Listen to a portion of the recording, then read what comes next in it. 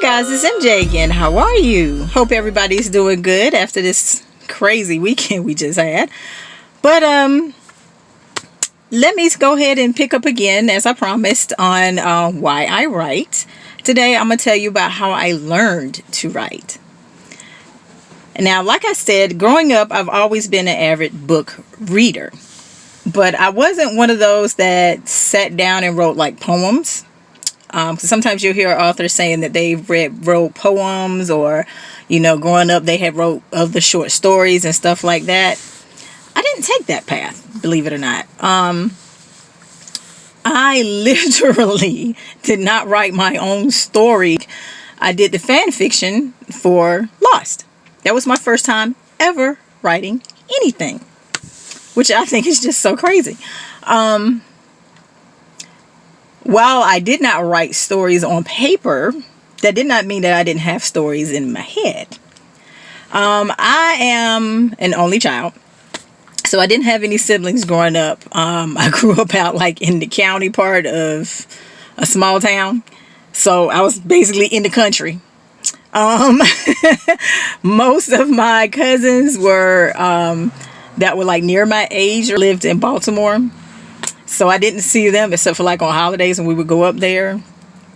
And then by the time my nearest cousin on this side down here in Georgia came, well, actually my only cousin down here in Georgia came, she was much, much, much younger than me. So it wasn't like I could turn around and just start playing with her. I had to wait for her to grow up first.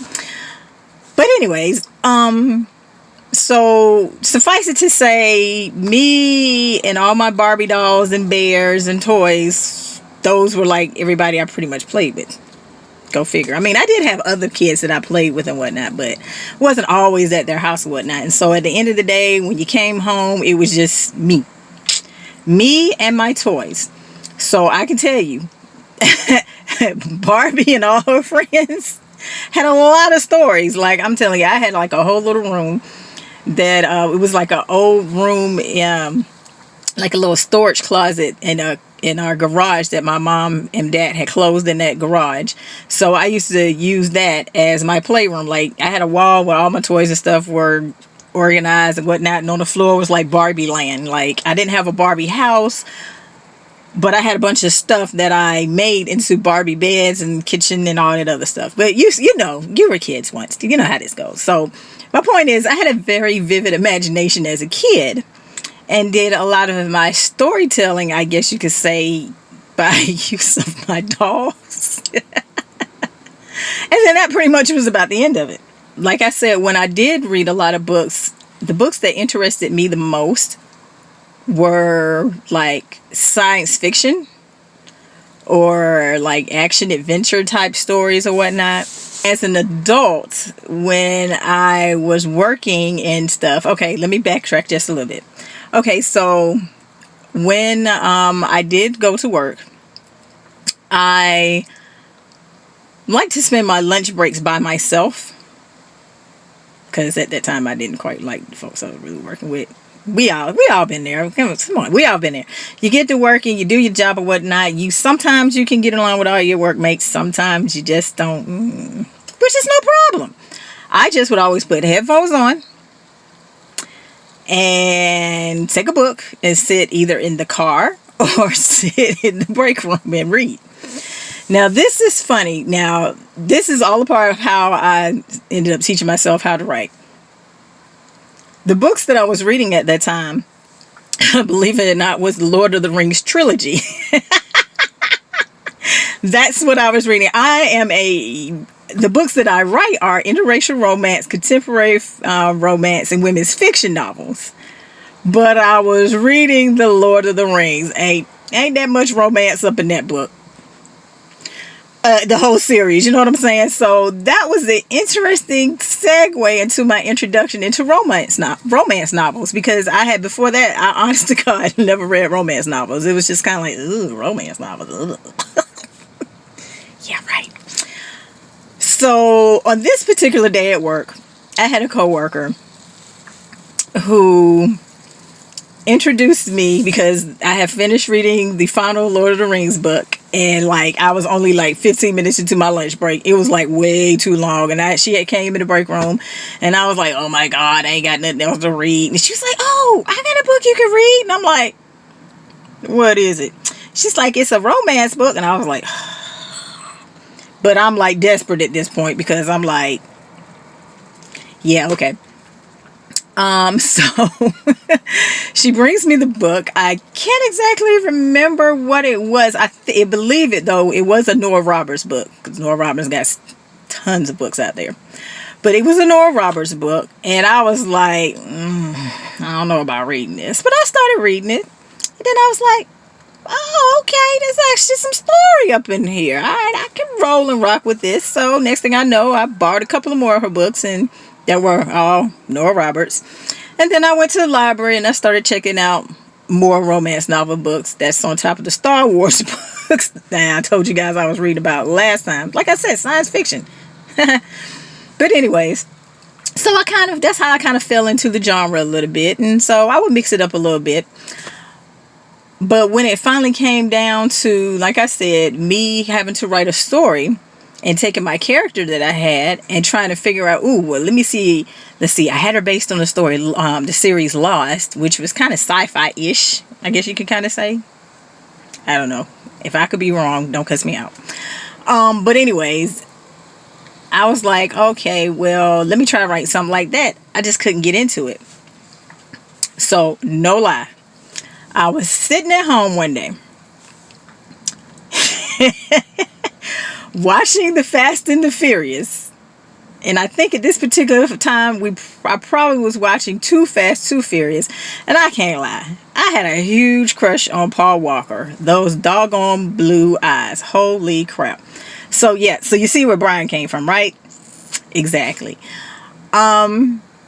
I decided to say, hey, so what if my character, Milena, again, who turned into Ebony, I was like, what if she was dating somebody like him? And then the idea of Brian came along. Now, here's the thing. Yes, his name was Brian, and so was Paul Walker's character in The Fast and Furious was also named Brian, but that's not why this character was named Brian. As I said, I taught myself how to write. So what that meant was my reading choices when I came to the library turned from reading romance novels so much into finding books about writing so I could teach myself how to write. Because, in my mind, I thought I would have had to go to school and get like a degree or something, or like English or something, I don't know, in order to teach myself how to write, or to be able to be taken seriously as a writer, or to be able to know how to write. And of course that was not the case. It was a matter of having to put my mind to it and deciding that I really wanted to learn. So I started checking out nonfiction books over in the 800s for writing. I started going to Barnes and Nobles if I couldn't find what I needed at my local libraries, because at the time we had 6 of them, and I went to every one that I could get to. And my time consisted of the kids being in the kids department, doing their thing.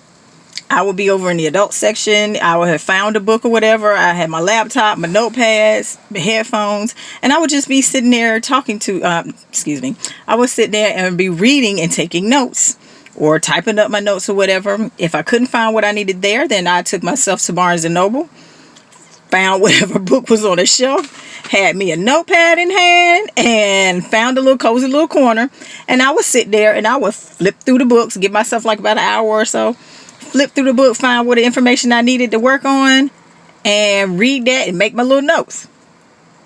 Couldn't afford to get the book at the time. Some of those books were a little bit too much out of my little pocket reach. But the point is, I did what I needed to do in order to get the information I need to get to.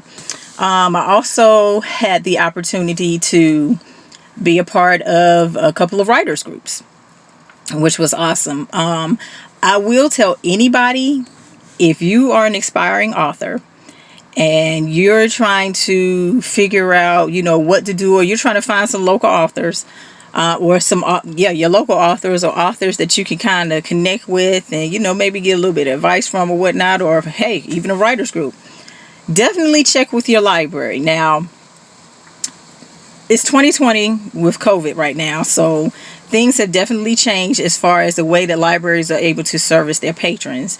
And I speak on this because I am also a librarian. Whereas back then, I was able to go to my library and speak to one of the librarians, tell her what I was doing, and she had all these wonderful connections. Thank you, Miss Turner. She had all these wonderful connections. She put me on to a writers group that amazingly was from in my hometown, that I was able to join. It was a very, very small writers group. And I'll tell you, I literally felt like I was out of my league. It was a group of older women, which it was about 3 of them. It was a group of older women, Caucasian, and then it was just me. And I tell you, the first time I went, I felt so, I don't know. I was just like, I don't know how long this is going to last. I'm not sure how helpful this is going to be, because I'm like, I didn't feel like I connected with anybody. But I will say those ladies were very, very accommodating. They were very helpful as much as they could be. In fact, there was a writer's retreat. Probably about 30 miles or so south of where we lived. And they were planning on going. I had really wanted to go, but it wasn't in my budget to do so. They found me a little scholarship basically that paid for me to go for the weekend to go with them. So she came and got me. We went to this writers group and for both of these meetings, and it was so freaking informative. It really let me know some of the backside of some of the things of what goes into writing, basically, about the kind of research and stuff that you got to do, the seriousness that you need to put into it. And I made some nice friends. It was like I said, it was a very interesting weekend. It was fun. It was encouraging. It was informative, and I really liked it. And it's so funny because in the end, the person who was in charge of the writers group ended up having to leave because of some personal issues. So I ended up taking over the writers group. But unfortunately, like I said, at that time, things had kind of, it was a very small group anyway. So pretty much once she left, that left two other people, one who was not a regular participant in the meetings, and the other one who pretty much was kind of like, she wrote, but she wasn't comfortable with sharing what she wrote. So in the end, that was the end of that writers group. But it was okay, because to me, it was a learning experience. And like I said, it was in my hometown from where I grew up at, so it took me back to my roots a little bit. And it was encouraging. So what ended up happening is I came to, again, my local library, because they had a event that had a lot of people in the community be able to participate in. There was a writer that was there who was talking about her writing journey, and she had a writers group that she was trying to put together. So she was looking for aspiring authors. Hi, Chicky Brown. Yes, if you guys are fans of women's fiction, romance novels, definitely check out Chicky Brown, because she is one of my mentors. Because like I said, she already had she was in the process of starting a writers group. She was also a part of a online writers group as well, and she introduced me to them, and I loved it because it was a mixture of women. Like, when I'm saying a mixture of women, I'm talking about women that were from multiple races. So we had someone from, I believe, India. I apologize if I got that wrong, because I haven't talked to her in a long time, but I believe she was like from India, over on that side of the world. Because again, this was all online, way before you started getting Zoom and all that other stuff. So we did a lot of emails and stuff. There was one woman from Texas. There was both of us here from Georgia. There was she was Caucasian from Texas. There was another African American woman. I forgot where she was from. But it was a nice little group. And we traded chapters and gave each other advice. And I love that because, again, this is a different group of women. Like, it was a wide variety from different races, different backgrounds, different states. And we were all writing something totally different from each other, but we were able to share our information with each other and get real feedback. And it was very, very helpful. Like, they really helped me understand where I was trying to come from when it came to writing the Butterfly Memoirs. Because myself, I write interracial romance. That's where I wanted to stake my name in interracial romance. And the reason for that is because I wanted to be a person who wrote stories that could be related to by anybody. And honestly, that's how it should be. But of course, we know that's not typically how it goes, especially if you are an African American writer, because sometimes it can be hard to get anybody who's not African American to read your work. So they were very helpful with me in making me feel comfortable as far as what I was writing and knowing that the story that I was telling, because like I said, A Heart Not Easily Broken is an interracial romance. Ebony is African American while Brian is Caucasian. And let's see, Yasmin is biracial. She has a black father and a white mother, while Caitlin is Caucasian, is white. So I wanted to, from the very beginning, mix that up, right? So like I said, had to learn how to get that writing done. So having them as writers who were already invested or had already got something published or had been in the game for a lot longer and had known how to work with one another and give critiques and feedbacks on improving your story, they were very, very helpful in helping me do that. But how did I learn to tell the story? Like I said, I learned to tell the story by going to the library and to Barnes & Noble to check out books. So I've got 2 books that I'm going to suggest to you guys. If you'd be interested in checking them out, I will put that information below the video with links to Amazon as to where you can find the books if you'd be so interested. The first book is, and I laugh every time I read this title, because in my mind, I remember when I saw this book at the library and I was like, for real? He don't know what he's talking about. Dumb. This Year You Will Write Your Novel. Written by Walter Mosely. I have to pause here because as I edited this video, I realized that when I was speaking about this book, I left out a very important part as to the reason why I thought the book was crazy. That is because as a part of what he's written, Walter Mosely, he says that it would take you a year to write a novel.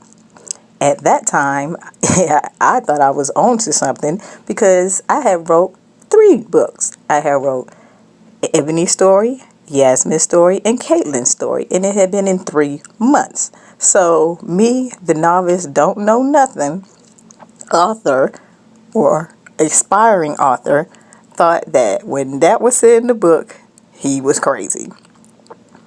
Yeah, I so got proved wrong. Now, we'll carry on. Again, play with baby dolls, play with Barbies. I was always in my head.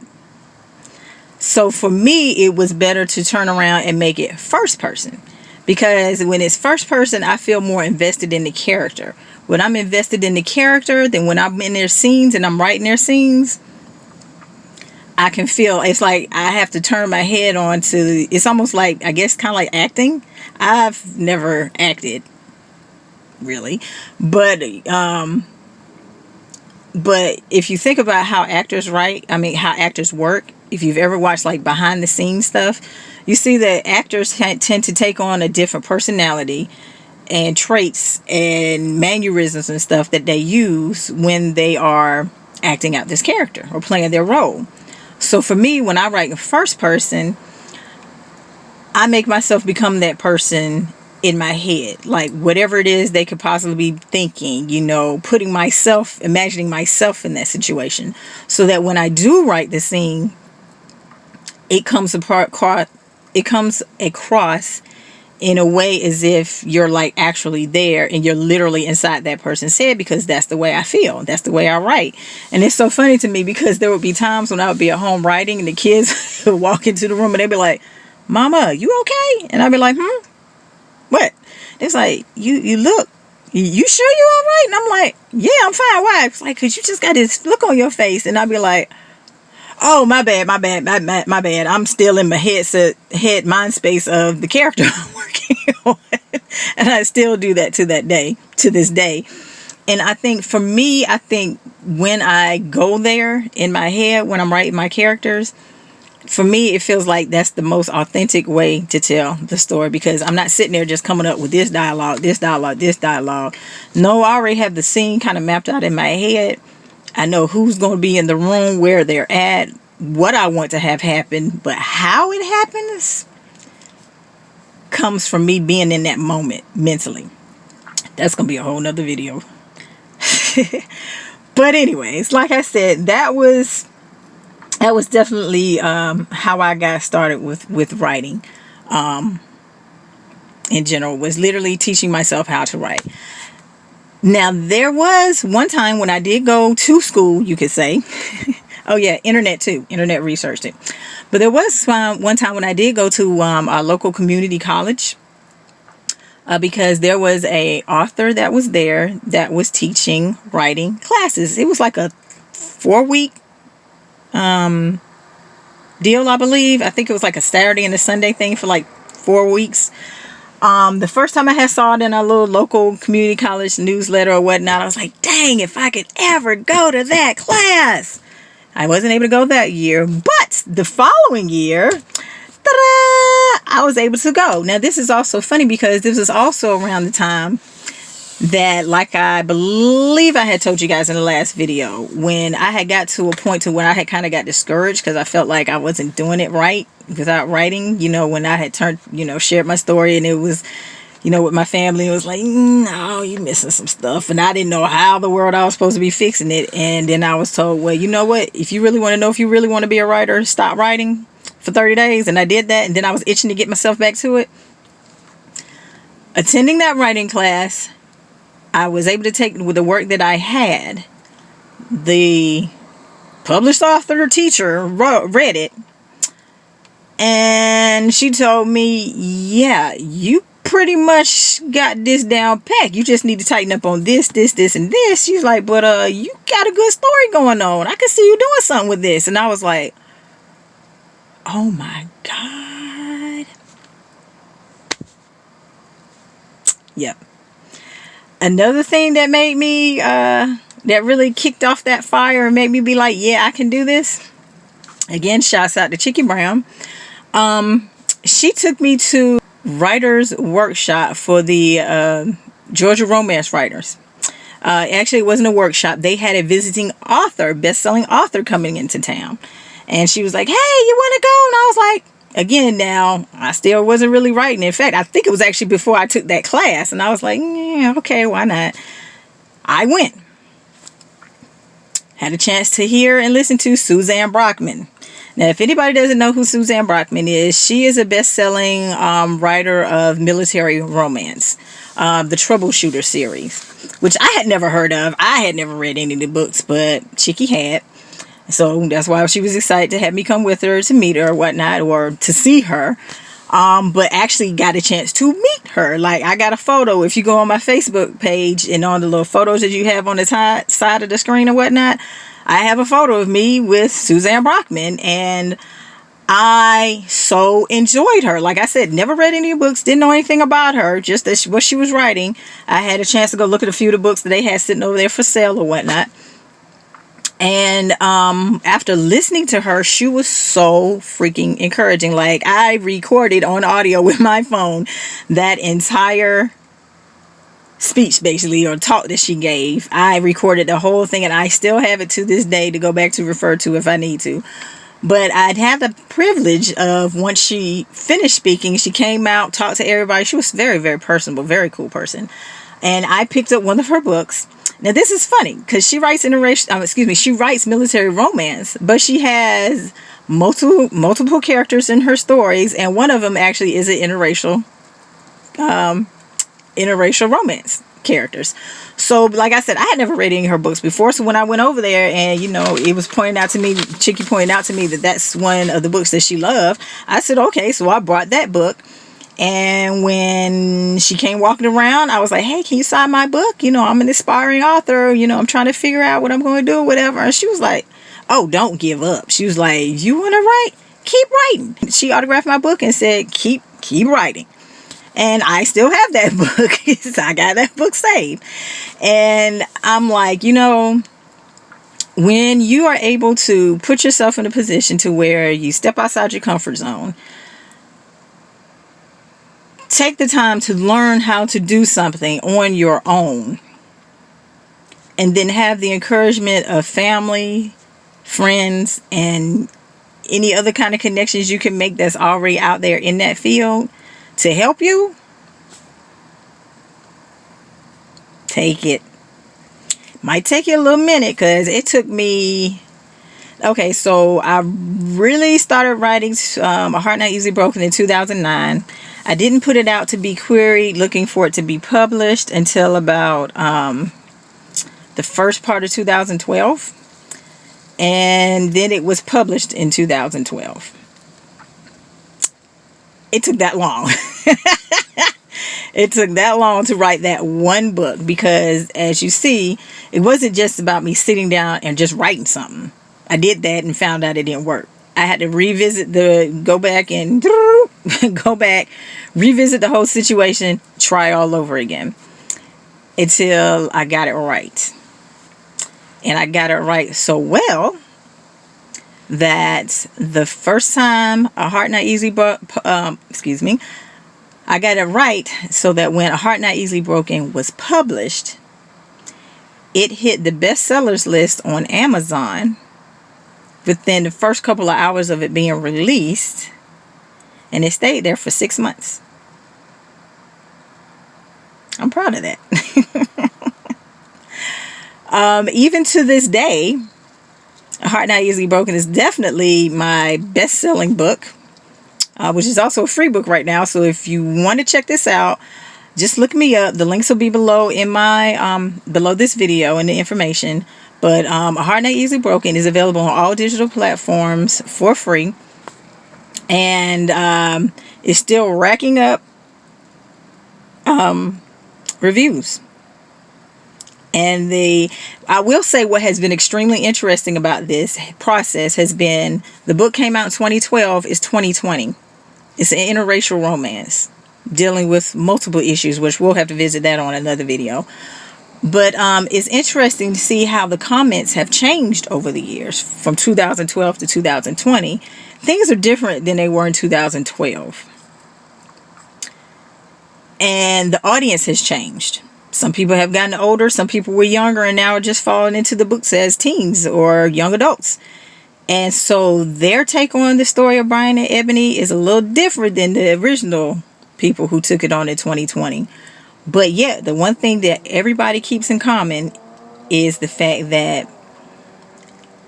they love the fact that regardless of Ebony being black and Brian being white, their relationship came down to the way they saw each other as individuals. It wasn't about the color of anybody's skin. It was about the person and what they showed in their heart. Same thing that we need to be thinking about these days in 2020, right?